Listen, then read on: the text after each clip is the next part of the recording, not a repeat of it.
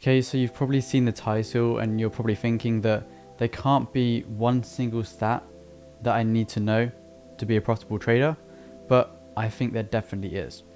And if we're speaking in terms of prop firms especially, if you don't know this stat, then you can't enter any trades. And I'm going to break it down in this video. You might not think it's as important as it is, but I definitely think that if you don't know this, you shouldn't even be in the markets in the first place. And I'm going to tell you exactly why. Firstly, as you guys can see from my t-shirt, it says 60 profit, and that is launching on the 12th of August. So be sure to check it out, link in the description. 60 profit is the first time it's ever been done in the Forex industry, so don't miss out. And it's only £60 for 60 days. So for £1 per day, you can join and learn every single day. There's weekly webinars, daily tasks, and it is just a great source of information for you as a trader. 1 week to join, so don't miss out on that opportunity. So the tool I'm using to show you this example is FX Replay, and you can also sign up in the description. There'll be a link to it. But what I did was I just went through some backtested trades for around a year, just to get some data so I could show it in this video. I just traded one pair for my swing trading, just to see, get enough trades so I could show you in this video, but also have a little go with my swing trading strategy. And I'm just going to show you quickly the overall stats and then show you the main stat that you need to know. So obviously you have all the stats here, and FX Replay does a great job of telling you basically all the stats you need to know. And as you see, overall we made around 7% profit in that year. You might not see it as great, but with my swing strategy, I trade lots of different pairs. So it's not like my day trading where I only trade GU. The swing strategy, I trade multiple different pairs. So it means that if each pair is making 5 to 10% per year, over 4 or 5 pairs, that can add up to a decent amount. And on the swing account this year already, we're up around 7.5% over the past 5 months or so, which is, pretty good returns in my opinion. People won't like it. People will see this right here and see that in 2022, the backtesting only made 2.8%. But like I said, over 5, 6, 7, 8 pairs, it can all add up. Some pairs will make 5%, some pairs will make 10%, some could lose money. But this is what testing is for in the first place, before you obviously go into the live markets. Because there's obviously no point going into live markets if you don't understand your strategy.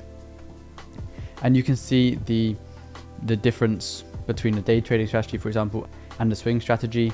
Over a whole year of data, we only had 20 trades. And as you see how it's spread out, you can go, I had a whole month with not a single trade. And if you can't deal with this, don't be a trader. If you can't deal with patience, don't become a trader, which is, yeah. So now we're talking about the one stat you need. So obviously there's all the stats here, but which is the one that you actually need to know? The max amount of trades you've lost in a row. So if we're just looking here, you can see that we've had 1, 2, 3, 4 losses in a row, and that is the worst we've actually had on this year of data. So if I was only using this year of data as my proof of profitability going into the markets, and maybe I'm looking to pass a prop firm challenge, I can now go into that challenge knowing what I can comfortably risk on the challenge, because I now know that 4 trades could be lost in one go. I can comfortably risk 1%. So because I know that if I risk 1%, I lose 4 trades in a row. I've lost 4%. I'm still perfectly fine overall with the max loss, the max drawdown limit, and I'm okay with the max daily loss because I'm not losing 5% in a day. But you also need to look at how big your average losing streak is and how big your average winning streak is, because you don't want to see, okay, maybe I go on a losing streak and the max I can lose is 4 trades, but then my winning streak after could only be 2 trades. And will that get you fully out of the drawdown in the first place, which is what you also need to see. Because as you see here, I have obviously a lot more losers, or 4 more losers than I do winners. So if you obviously have a good risk reward, this is completely fine. And as you see, my average risk reward is 2.43%. So this strategy is profitable based on the year we've actually tested here. Because like I said, if you have 4 losers in a row and then 2 winners, and then in profit on the account, because the average win, as you see, it doesn't go below 2.1%. So those 4 losses could be minus 4%, but then I have 2 winners and then I'm back up into profit. The main reason why this stat is so important is because you need to know what you're going to risk. And there's also another factor, you need to know what you're comfortable risking. So there's a difference between knowing how much you can lose and knowing how much you're comfortable in losing. I'll put it into perspective for you. So let's say I had a strategy that could potentially lose 5 trades in a row. And I look at this and think, oh, I'm fine with 5% drawdown. I'm going to double my risk. So now I'm going to risk 2% per trade. So I can potentially lose 10% on a bad streak, just from one losing streak, for example. So then I go into this thinking, okay, I can be down 10%, that's completely fine. A lot of prop firms, they have like 12% drawdown now, you know, I'll be completely fine. But going in 10% drawdown, firstly, you haven't accounted for commission, you haven't accounted for any slippage, you haven't accounted for any of the potential fees that you could actually have on the trades. That's another thing you have to be kind of wary of. And also, your emotions. How are you going to manage being in 10% drawdown? Are you going to be able to trade as you normally would with confidence, knowing you just lost 10% of your account? And obviously, if you lose 10%, you don't have to make 10% back. You have to make more than 10% to actually make back your initial investment. So a lot of people always say, I think there's a famous quote, it might be Warren Buffett or someone like that, but they say, if you lose 50% of your account balance, you then have to make 100% profit to make back that negative 50% that you've actually lost. So it's hard to be in drawdown for a lot of people because they don't understand the toll it's going to take on them, the mental toll. And, you know, based on the data, it's completely fine.